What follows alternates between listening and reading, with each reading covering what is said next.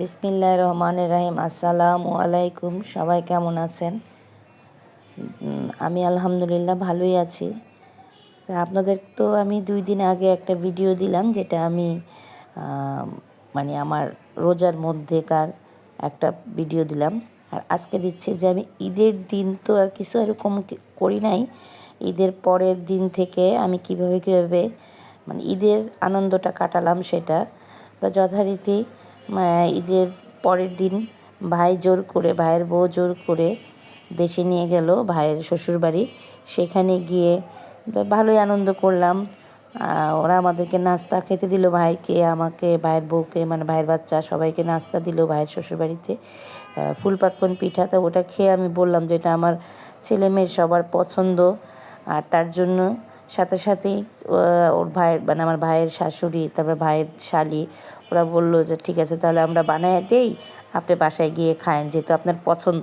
কখনো তো জানতে পারি না যে আপনার কি পছন্দ আর আপনার কি পছন্দ না। তা আমি বললাম যে আল্লাহ কি বলে, তা আমার পছন্দ দেখে এখন বানাবা? না না, ঠিক আছে আমরা বানাবো, বানায়া আপনারা সব প্রসেসিং করে দিব, ওইটা আপনি বাসায় নিয়ে ভাজা ভাজা খায়েন। তখন আমি বললাম যে ঠিক আছে তাহলে একটু ভালো বেশি বানাও, কিন্তু আমার মেয়েকে পাঠাবো, কারণ এখন আর কিছু করার নাই, আমি তো একা খেতে পারবো না এতগুলো। তা একটু বেশি ভালো করে বানাও, বেশি বানাও, যেটা আমার মেয়েকেও আমি পাঠাইতে পারবো। তো সে যেই কথা সেই কাজ। তা ভাইয়ের বউ, ভাইয়ের শালি, তারপরে শালার বউ সবাই পিঠা বানাতে নেমে গেল। তো পিঠা বানানো তো শেষ। এখন আমি বলছি যে দই খাবো, দুধ মানে সবাইকে দুধ দিতেছিল খাওয়ার জন্য, আমার ভাইকে, ভাইয়ের বাচ্চাদেরকে। তো আমি বললাম যে আমাকে দেওয়ার পরে আমি বলছি যে আমি তো দুধ খাই না, আমি দুধের হয়তো দই বানাইলে দই খাই, দই কিংবা মিষ্টি এগুলো খাইতে পারি, কিন্তু আমি দুধ খাইতে পারি না। পরে সেই কাজ খালাম্মা বলতেছে ঠিক আছে তাহলে দই বানাই, তাহলে তুমি দই খাইও। পরে সেই আমাদের জন্য দই বানাইলো। এমনি কিন্তু দেখতেছেন যে অনেকগুলা দই, কিন্তু এগুলো কিন্তু অন্য কারোর জন্য না, শুধুমাত্র আমাদের 6 জনের জন্য।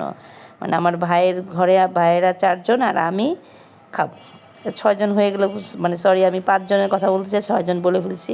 তো এই যে এই তো হলো আমাদের খাবার দাবার, ভাইয়ের শ্বশুরবাড়ির আপ্যায়ন আমাদের। তা আমি বলছি আমি ভাত খাবো, ওর জন্য আমার জন্য ভাতও আছে। আর ওরা বলছে ওরা পোলাও খাক, আমি ভাত খাবো, আমি পোলাও খাবো না। তা বললো যে একটা ঈদের মধ্যে খাবার, সেটা পোলাও খাবা না? আমি বলছি না খাবো না খালাম্মা, আমি ভাত খাবো, আমি ভাত বেশি পছন্দ করি, আপনি আমার জন্য ভাতের সাথে মাছ রাইখেন আর শাক সবজি রাইখেন। তো সেটাই। তারপর খাওয়া দাওয়া শেষ করে আমরা একটু ঘুরতে গেলাম ওদের ওইখানেই। একটা মানে রেল লাইনের পথ আছে, যেটা বলে ভৈরব ব্রিজ বলে। তো ব্রিজের ওইখানে ঘুরতে গেলাম আমি, আমার ভাইয়ের বউ আর ভাইয়ের মেয়ে। তো এর মধ্যে তো আমি যা করি সেটাই আমার ভাইয়ের মেয়ে করে। এই যে এখন আমি হাঁটতেছি, সেও হাঁটতেছে, না আমিও মানে একটু ভয়ে ভয়ে হাঁটতেছিলাম, যেহেতু উঁচা নিচা রাস্তা। আর আমার ভাইয়ের মেয়েও একই কথা বলতেছে, আমিও ভয় পাই ভয় পাই। মানে সে একটা নতুন কথা শিখছে যে আমি বড়, ও ছোট।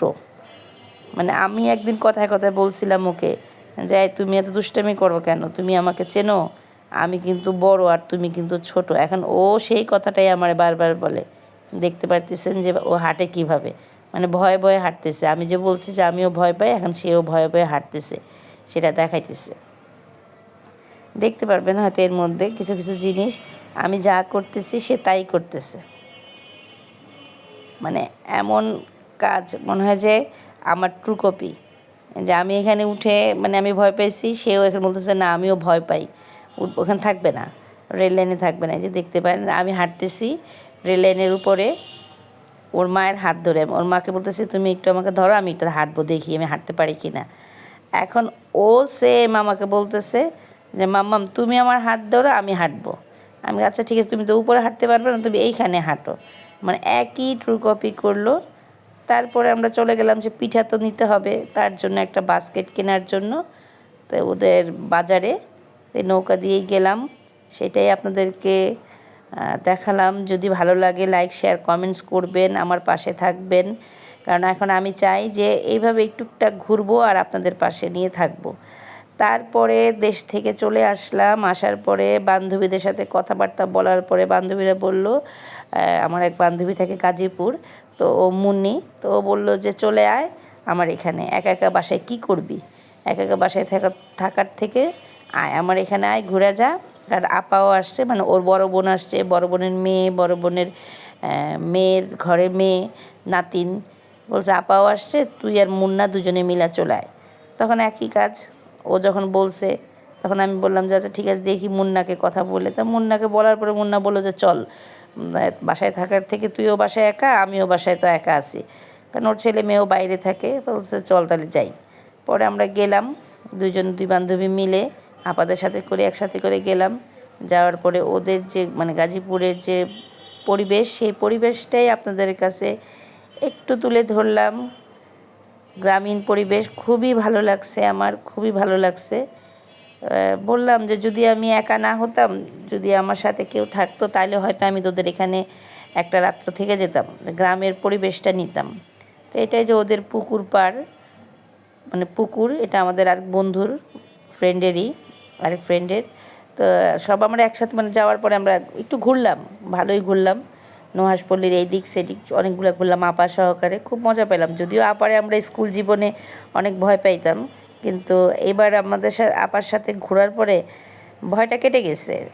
কিন্তু একটা গার্ডিয়ান আছে সাথে, এটা খুব নিজের কাছে মনে হয়েছে যে আমরা সে ছোটোই আছি, আপা থাকাতে মনে হচ্ছে আমরা ছোটোই আছি।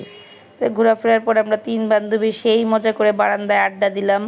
তারপরে আমাদের মানে ফুল ছিঁড়ে, গাছের থেকে ফুল ছিঁড়ে 3 বান্ধবী মাথায় লাগালাম, সেই মজার মজার গল্প, স্কুল জীবনের গল্প, আপার গল্প করলাম যে আপা এটা ভয় পাইতাম, এটা সেটা। এখন আমাদের খাবার, দুপুরের খাবার এগুলো আমাদের মাছ, পুকুরের মাছ এটা। তারপরে ভর্তা, শাক, বাদাম ভর্তা ছিল, তারপর লইটা শুটকির ভর্তা ছিল, শসা, মুরগি, গরু সবই ছিল। কিন্তু এর মধ্যে আমরা বলছি যে আমরা পোলাও খাবো না, ভাত খাবো। খালাম্মা তাই করছে আমাদের জন্য, কষ্ট করছে বেচারা আমাদের জন্য। আমরা এতগুলো মানুষ একসাথে গিয়ে খালাম্মাকে কষ্ট দিছি। তারপরও খালাম্মা বলতেছে যে না, তারপর আমরা নিজেদের মতো করেই মানে বলে না যে বান্ধবীর বাসায় তো সমস্যা হয় না, নিজেদের মতো করেই রয়েছি, ভালো মজা করছি। সকাল থেকে আমরা সন্ধ্যা পর্যন্ত ছিলাম, পরে মাগরিবের পরে আবার চলে আসছি ঢাকায়। তা আসার সময় যে মায়ের ভালোবাসা কিছু, সেটাও নিয়ে আসছি সাথে করে, এটাও দেখতে পারবেন। যে খালাম্মা সবাইকেই মানে বললাম না যে বান্ধবীর বাসায় যাওয়ার পর ওইখান থেকে আবার চলে গেছি আমাদের আরেকটা ফ্রেন্ডের বাসায়। সেই ফ্রেন্ডের বাসায় মানে খাবার দাবার আমাদের সবই করছে, মানে জোর করে নেওয়া। ওর বাসায় আসছো তো আমার বাসায় আসবি না কেন? তারপরে এই তো আমাদের এই যে ছোটোখাটো ওদের গ্রামটা পুরাটা ঘুরে ঘুরে ঘুরে আমাদের দেখাইতেছে। এর মধ্যে যেটা হয়েছে, আমি আমার স্যান্ডেল খুলে আমি মানে কেডস পরে তো সব সময় যাই, তো ওই দিন আমি কেডস পরে যাই নাই। না যাওয়াতে আমার স্যান্ডেল রেখে আমি ওদের বাসায় স্যান্ডেল পরে গেছিলাম, সেই স্যান্ডেলটা ছিঁড়ে যায় আর আমি খালি পায়ে হয়ে যাই। আর এই যে দেখতে পারতেছেন আমরা মানে রিকশায় উঠছি, আমি ছবি তোলার সাথে সাথে নাতিনও আমাদের ছবি তুললো। আর এই যে আমাদের মায়ের ভালোবাসা। খোদা হাফেজ।